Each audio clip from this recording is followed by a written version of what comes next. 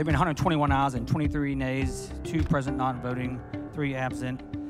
The resolution is adopted. Attorney General Ken Paxton impeached by the Texas House. The top law enforcement official in the state of Texas should be above reproach, and we can do better. The corrupt politicians in the Texas House are demonstrating that blind loyalty to Speaker Dade Phelan is more important than upholding their oath of office. It is not anything that I was proud of, but it was necessary and it was just. A look at the historic event and what's next. Plus, Dade's a challenge. This should be easy. It's 3 Republican leaders. This should be easy.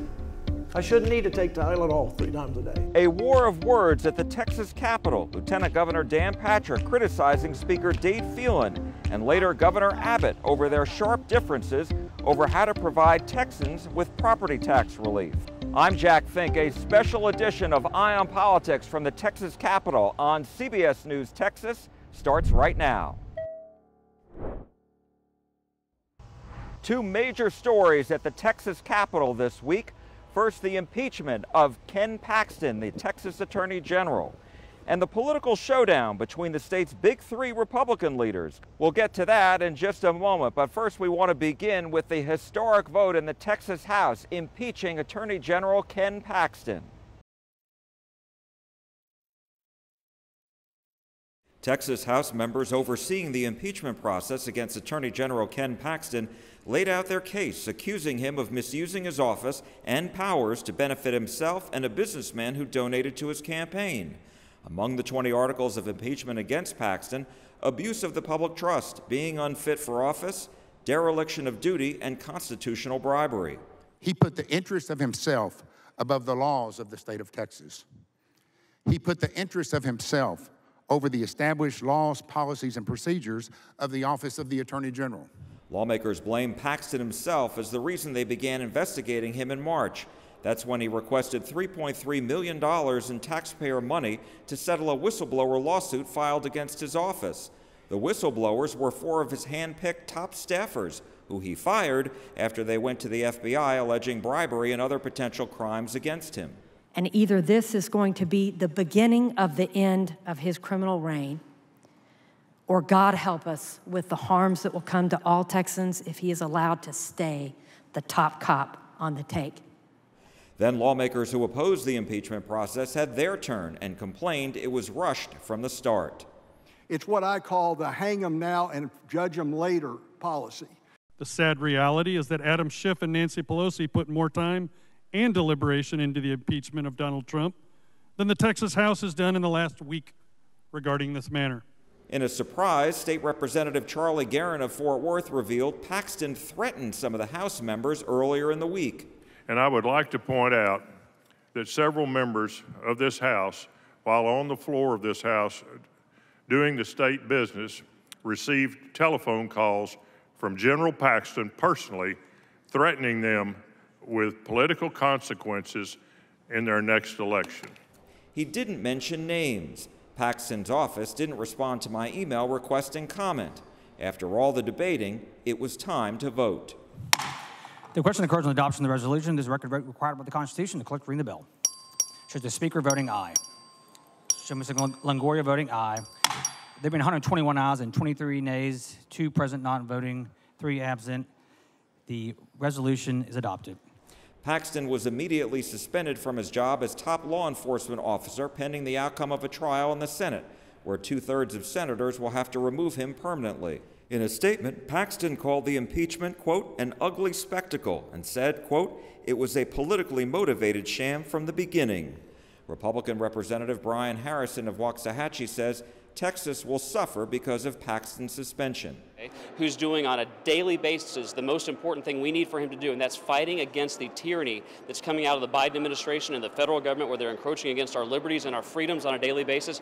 Representative Justin Holland is one of 5 Republicans representing Collin County who voted to impeach Paxton, but said he didn't receive any threats. The top law enforcement official in the state of Texas should be above reproach, and we can do better. On the final day of the regular legislative session, the impeachment entered a new phase. 2 days after the Texas House impeached Attorney General Ken Paxton, members formally delivered the 20 articles of impeachment to the Senate. The 12 House Board of Managers, who will be the prosecutors during Paxton's upcoming trial in the Senate, spoke during a late afternoon news conference. This is a solemn process that all of us take very seriously. Paxton has been suspended from his job as the state's top cop, and senators will become jurors and decide whether Paxton should be removed from office permanently. The House accused him of misusing his office to benefit himself and a campaign donor. This is about facts, and this is about evidence, and at the end of the day, my colleagues and I will not stand for public corruption. Now that the Senate has received the articles of impeachment, Lieutenant Governor Dan Patrick has set up a special committee of senators who will propose the rules and procedures for the impeachment trial. One question, will Paxton's wife, Senator Angela Paxton, participate in the trial? A lot of people are wondering if Senator Angela Paxton should recuse herself. What is the opinion of the Board of Managers about whether she should be in there participating in the trial? I don't have a comment on that at this time. I emailed and called Senator Paxton's office seeking an answer, but haven't heard back. The Attorney General has called the impeachment, quote, an ugly spectacle and a politically motivated sham from the beginning.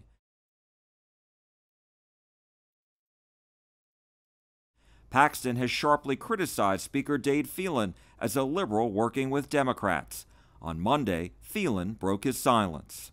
What happened this week is nothing I take pride in. It is not anything that I was proud of, but it was necessary and it was just.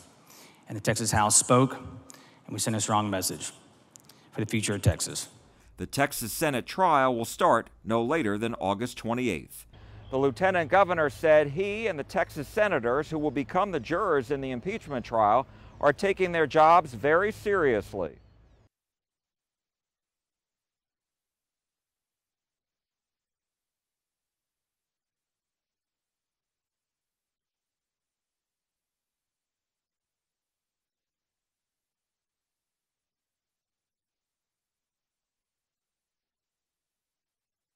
And now to the political standoff here at the Texas Capitol between the governor, lieutenant governor, and Speaker Dade Phelan over how to provide property tax relief to Texans who desperately want it. Soon after the first day of the special legislative session ended, a war of words began between Governor Greg Abbott and Lieutenant Governor Dan Patrick over how best to provide Texans with property tax relief. Matthew Wilson is an SMU political science professor. Well, it's pretty remarkable that the Republican leadership in the governor's office, the House, and the Senate did not have their ducks in a row. Governor Abbott called an immediate special session Monday night after the lieutenant governor and House Speaker Dade Phelan couldn't come to terms during the 4-month-long regular session on a plan to save property owners $17.6 billion. The money will come from the state's nearly $33 billion surplus. And again, during the special session, both chambers disagreed and passed different bills. Governor Abbott has sided with the House and tweeted, quote, "The Texas House is the only chamber that passed a property tax cut bill that is germane to the special session that I call to provide Texans with property tax relief." In response, the lieutenant governor criticized the governor in a tweet, saying, quote, "He seems misinformed about the roles of the executive and legislative branches of government. While the governor has the sole authority to call the legislature into session, the legislature writes the bills." That's an insult, isn't it? It absolutely is. And it reflects the fact that the lieutenant governor is very angry that he was essentially cut out of these negotiations. At the heart of this dispute, the politics. Who should be receiving property tax relief? The House passed a bill requested by the governor, which would lower rates for all property owners, including businesses, by reducing the amount of property taxes that are used to pay for public schools, and instead use more state sales tax and other state revenues. The Senate passed a bill preferred by the lieutenant governor that includes the House provision, but also increases the homestead exemption. At a news conference Tuesday, Patrick drew a line in the political sand. I will not step back from this. And I might be the last guy standing, but I'll be the last guy standing. Homeowners in this state deserve real property tax cuts. But this is really a game of chicken right now. Everybody wants property tax relief. The failure of a property tax relief measure would be the worst case scenario for the governor and the lieutenant governor and the Speaker of the House. The House has already adjourned from its special session. The Senate returns from its recess Friday, and there's no word yet how this will get resolved. At the heart of the dispute, who should get property tax relief, and should the property tax be eliminated altogether? Larry and Glenda Legler think the state should be using much of its nearly $33 billion surplus to give Texans a break on their property taxes. Well, the state's got an ungodly amount of money that they need to do something with. But after months of promises to do that, Republican leaders still can't agree on the way to provide relief. That's what's getting frustrating. Governor Greg Abbott prefers ending the school maintenance and operations, or M&O, portion of your property taxes over 10 years. That portion alone is about 42% of your property tax bill. To make that happen, the state would shift sales tax, other state revenues, and surplus money to pay for public schools. That would allow the state to gradually reduce the rate for M&O property taxes until they're eliminated altogether. Vance Ginn, a conservative economist, has pushed this plan for years. The only way that you can get to zero school district property taxes is by buying down those rates, because that rate can go to zero, which zero out of $100 valuation for a home is $0. And so that's still $0, and you've eliminated that tax. But Lieutenant Governor Dan Patrick and the Texas Senate have a different plan. While it uses more state revenues and less property taxes to pay for schools, it would also increase the homestead exemptions for most homeowners from $40,000 to $100,000. And for homeowners over 65, it would raise the homestead exemptions from $70,000 to $110,000. I asked the lieutenant governor about what's become the governor's plan. I mean, are you saying that you don't support eliminating the property tax? Jack, you can't get there. You have only sales tax to prop up a state of 30 to 35, 40 million people in the next decade. What happens when we have a decline and sales tax go down? You have no money to pay your bills. Business and other groups support the governor's plan, but the Leglers say they prefer the bill pushed by the lieutenant governor and approved by the Senate. Everything's gone sky high, and when people can't get the medication they need, which is not our case, but many people we know, or they can't afford the groceries or the loaf of bread at the grocery store, we got a problem. Coming up, we'll have more of our conversation with SMU political science professor Matthew Wilson over this political showdown at the Capitol, and then later a more in-depth look at the politics surrounding Ken Paxton's impeachment. Eye on Politics from the Texas Capitol on CBS News Texas. We'll be right back.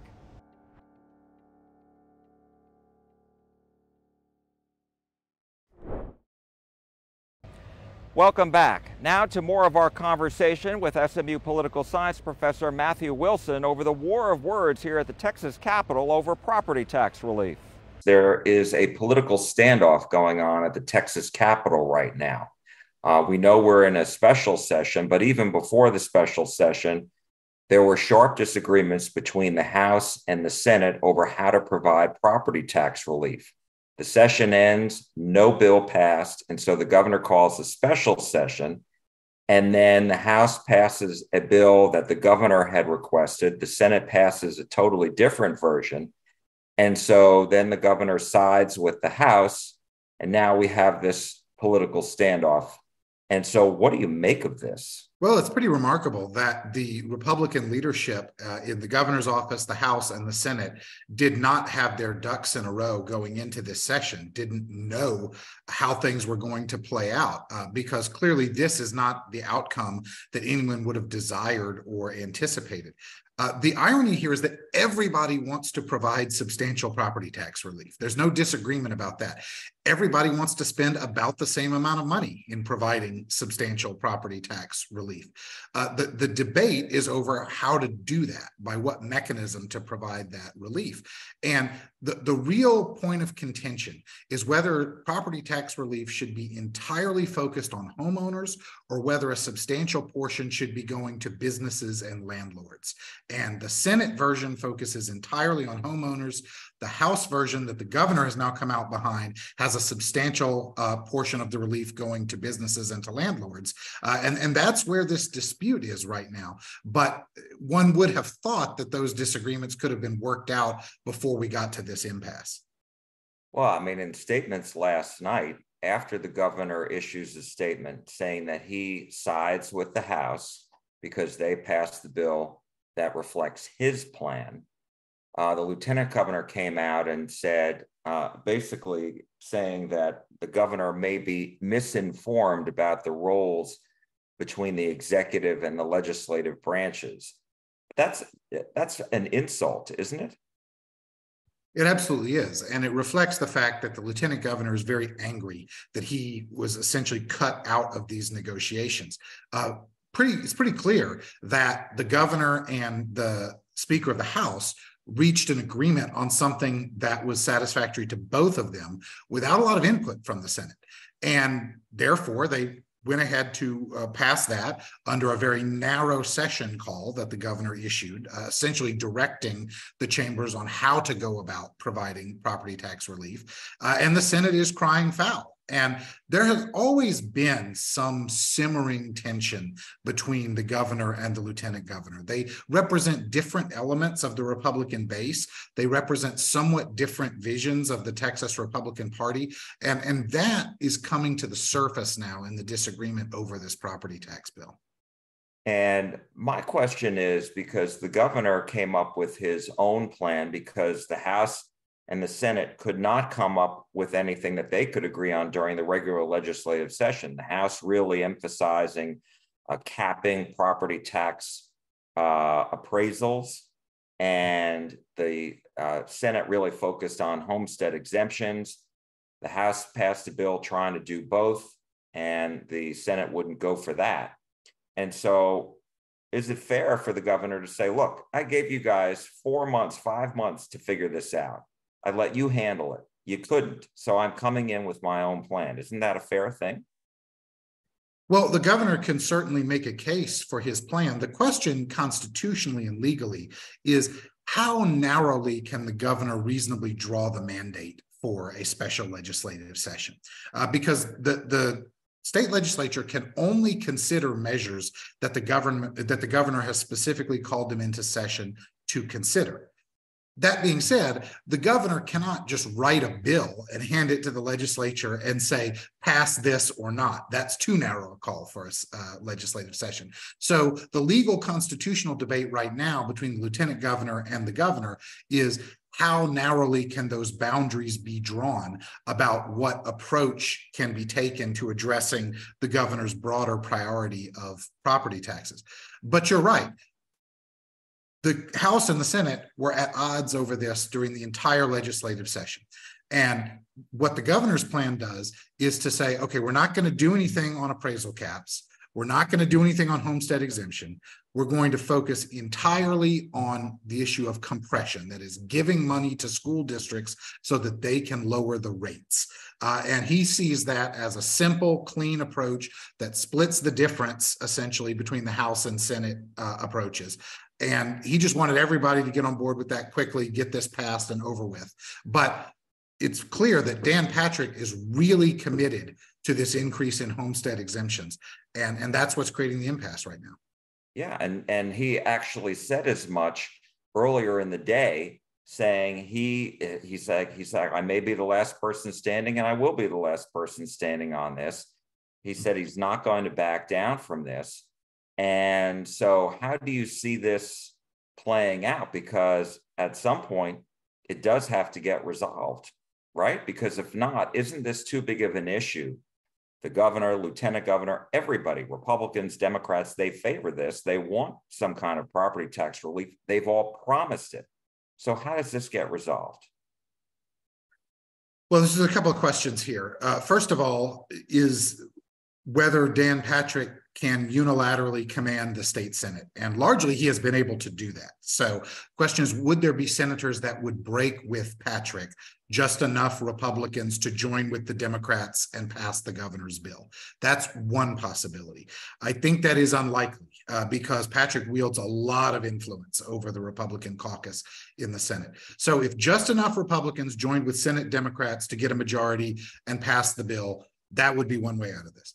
Another way out of this would be essentially, it would have to be another special session called. But this is really a game of chicken right now. Everybody wants property tax relief. The failure of a property tax relief measure would be the worst case scenario for the governor and the lieutenant governor and the Speaker of the House. Just like an actual collision when you're playing chicken is the worst outcome for everybody. The question is, who at the end of the day is so afraid of the worst outcome that they're willing to give in on what they see as the best outcome? And that's what Dade Phelan and Governor Abbott are trying to pressure Patrick into doing. We'll see if it works. And yesterday, during his remarks before the Texas Public Policy Foundation, the Lieutenant Governor really criticized Dade Phelan in a memorable quote.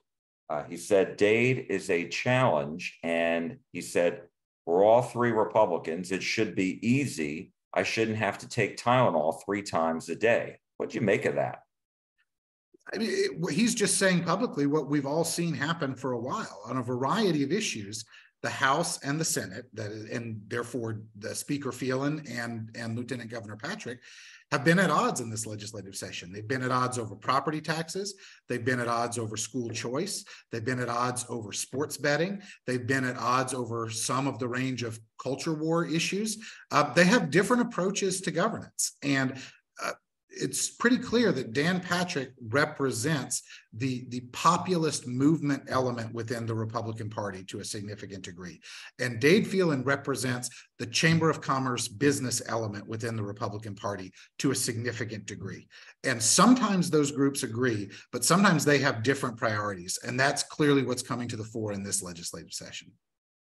And I'm wondering what you think that a lot of this, you know, the insults, the statements, this has all been playing out on Twitter. Even before the regular legislative session ended on Monday, this was playing out on Twitter. What do you make of that?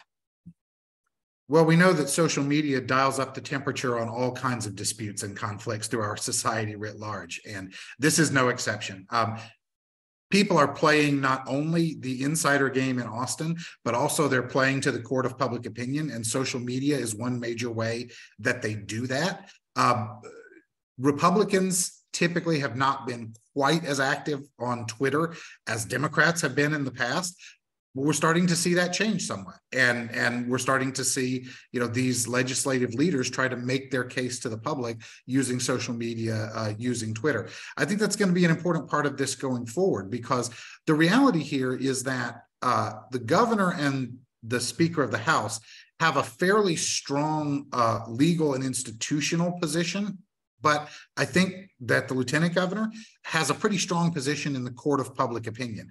And therefore, the incentive for him is to go public with this, to try to make his case on Twitter, to try to make his case in public speeches, to try to make his case to the public saying, I'm standing up for homeowners. These other guys are trying to give away a lot of this money to businesses.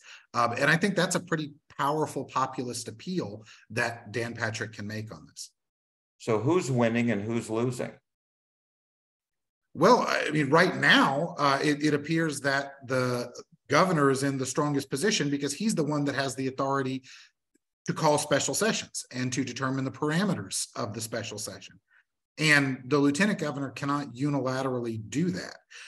The question is, at the end of the day, would the lieutenant governor and would the state Senate be willing to scuttle property tax relief in its entirety in order to make a point and in order to spite the governor? That would be remarkable, and that would be actually sad for the whole state and for all parties involved if that happens.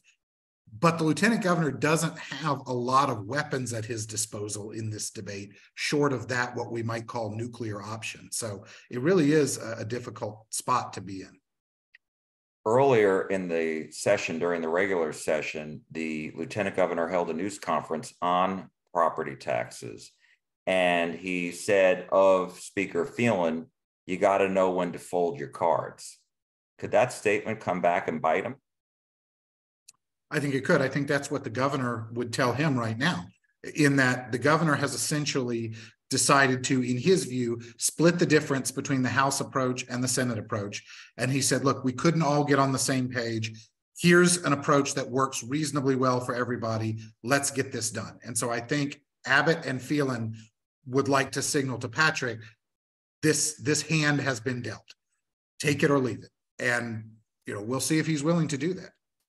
And my last question to you is, what is the potential impact on the Republican Party here in Texas and just Republicans in general when you have the big three, the top three Republican leaders in the state not on the same page on an issue that is so critical to Texans?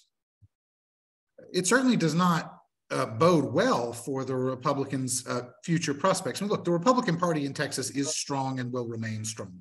They're in a powerful electoral position. But infighting and factional division can only undermine that. For one thing, I think it definitely sets up more primary battles within the party in the 2024 cycle. You could very well see these factions going after each other in a variety of state House, state Senate races, and maybe in terms of some statewide races.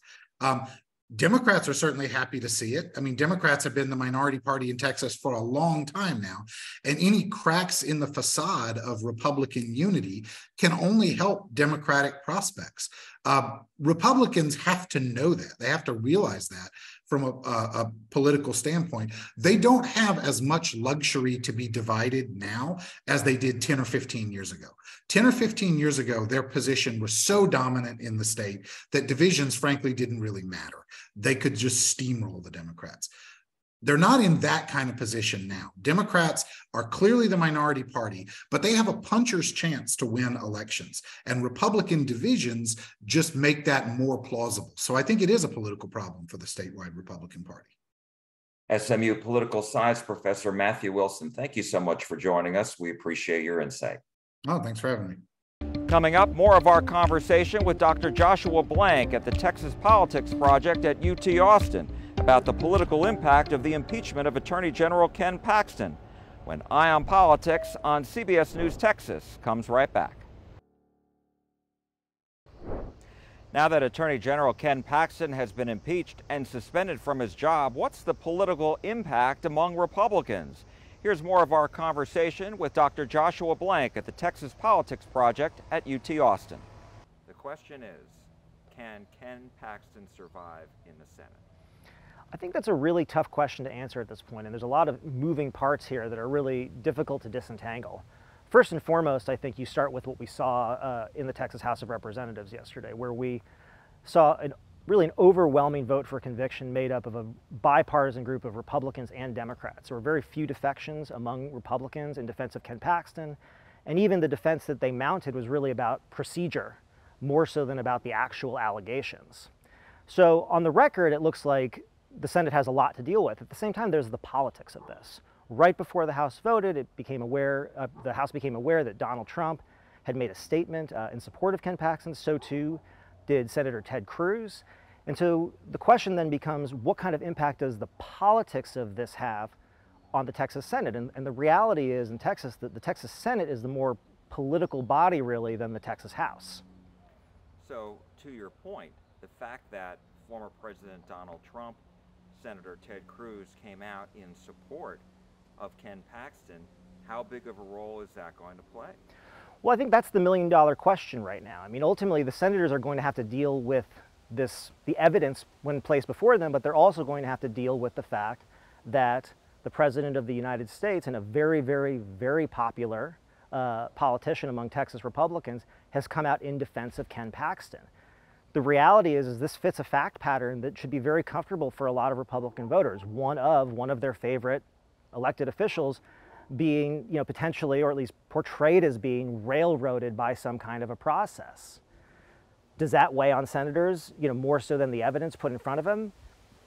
That remains to be seen.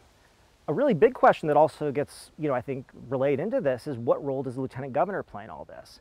The lieutenant governor is one of the former president's closest advisors here in Texas, and it's hard to imagine that the former president of the United States wouldn't have made a statement in support of Ken Paxton without the lieutenant governor being aware of it, if not endorsing it. So the question then becomes, what role does the lieutenant governor play in this whole process? Well, he said the other day that he is not voting. He's just overseeing the process. So the question becomes, the Texas Constitution requires 2/3 of senators present to have to vote to support removal from office. And so that could be very tricky, right? Because the question is, what does Senator Angela Paxton do?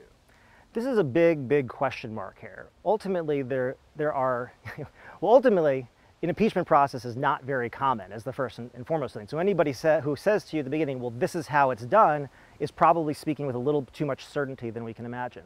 To your point, the Constitution requires 2/3 of senators present to convict for an impeachment. Now, this is the key. What does it mean to be present? Ultimately, it seems like statute and code require all of the senators to arrive at the Capitol for the impeachment proceedings, but then they have to adopt rules.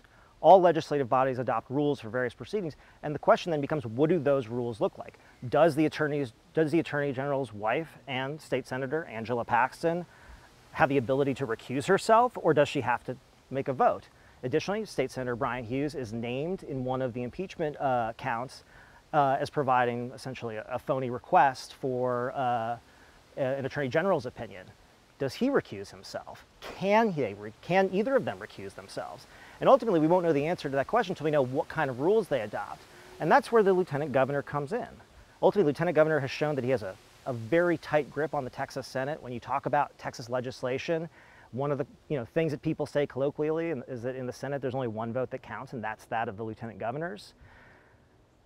What kind of rules does he himself as the overseer want to see the Senate adopt? Now look, the Senate doesn't have to adopt the rules that the Lieutenant Governor prefers, but part of the reason the Senate is so closely controlled by the Lieutenant Governor is he has shown the ability to retaliate against those who don't go along with his preferred plan. But this is a big deal. This isn't legislation. This is an impeachment proceeding against a fellow Republican, a statewide elected official who seems to be in a lot of trouble. So the question then becomes, does the Senate cede this authority to the Lieutenant Governor, or do they take more control over it themselves? And these are all questions that I think are circulating around as we speak. And so in other words, the rules in which Lieutenant Governor requests, depending on if senators go along with that, that could have a huge impact on the numbers needed to remove. Because if the senators recuse themselves and are not present, that lowers the threshold of how many senators are needed to remove him. And that's why the rules are so important. If they decide that a senator can completely recuse themselves, then the denominator, the number that they have to achieve 2/3 of, goes down. If they say adopt a rule that allows someone to be present but not voting, then maybe the denominator stays the same and the threshold is higher. So even here in these sort of minor decisions actually are going to fundamentally impact the process. You spoke before about former President Donald Trump's influence. He called out Governor Abbott on his social platform, saying, where is the governor? And the governor has been silent on this, and the governor has the authority to name an interim attorney general. What do you make of this situation? The fact that he's silent, and do you think that he will just let the process play out before naming an interim? Well, I think it's interesting that the people who are making the most noise about this process are actually the people who are not involved in it.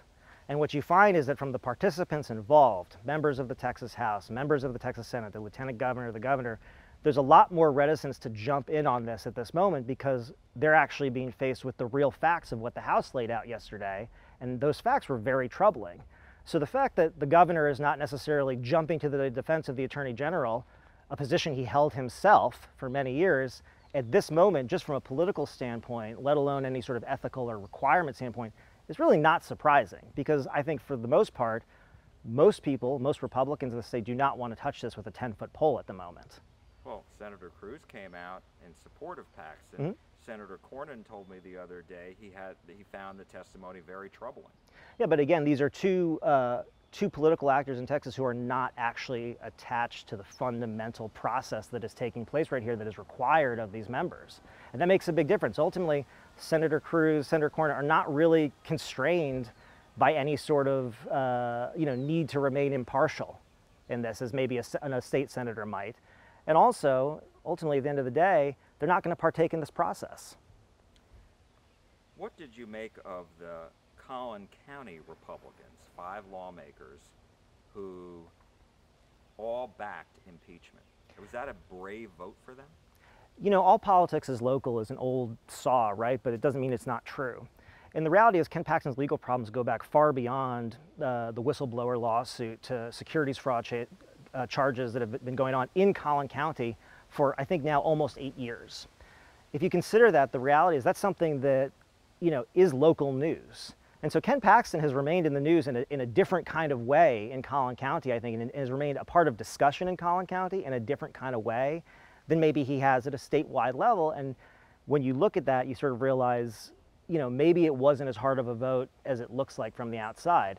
It certainly does speak to something interesting, which is that just more broadly, it's been considered in the past that Ken Paxton's political base, especially around Collin County, which has traditionally been very conservative, but is, I think, fundamentally changing a little bit as we speak, that used to be his base of support. The fact, as you point out, that the House delegation from Collin County decided that they felt comfortable voting against him, if nothing else, shows that his position is significantly weakened even locally in his base. Is the brand tarnished, the Paxton brand? I think it's too early to tell. I mean, the reality is, since Donald Trump entered politics, one of the questions I think we ask as public opinion researchers, far too often is, and somewhat cynically, is, does anything matter? And when you look at this issue, we've been asking for a long time how much voters have heard about the legal problems of Attorney General Ken Paxton, because these issues have been going on for so long. And generally we find that this is not something that really a lot of voters are paying attention to. There are very few voters, maybe 1 in 5, who say they've heard a lot about the legal problems of the Attorney General, and the people who've heard the most about this are Democrats, right? Now, obviously, being impeached is a big event, so the question now becomes, as we go ahead into the next few weeks, next few months, is his brand tarnished? How much is it tarnished? Is it tarnished with the core constituency of Republicans and conservative Republican voters? And if so, and if that is the case, I think that many of his defenders are going to get a lot quieter a lot quicker. Last question, and that is, what did you make of the fact that on the House floor yesterday, Representative Charlie Guerin announced that Paxton called members of the House who were on the House floor earlier in the week doing state business and threatened them with political consequences if they voted to impeach him? I think Representative Guerin, who's a senior member of the legislature, was raising, I think, a common theme that really galvanizes the House, which is pushing back against outside influence, whether it be the governor, the lieutenant governor especially, but in this case, the idea of the Attorney General, who is the subject of this hearing, to call and pressure members of the House is something that really does rankle House members in a way that they are used to responding to. And I think, as you've seen the way they've oriented themselves this session, it's something that, I think sort of a little house against the other actors piece that has really galvanized them. And I think this played, again, to that kind of sentiment. Dr. Joshua Blanket, the Texas Politics Project at UT Austin, thank you so much. We appreciate it. Thanks for having me. That's all for this special edition of Eye on Politics from the Texas Capitol. I'm Jack Fink. Thank you so much for joining us. You're watching CBS News Texas.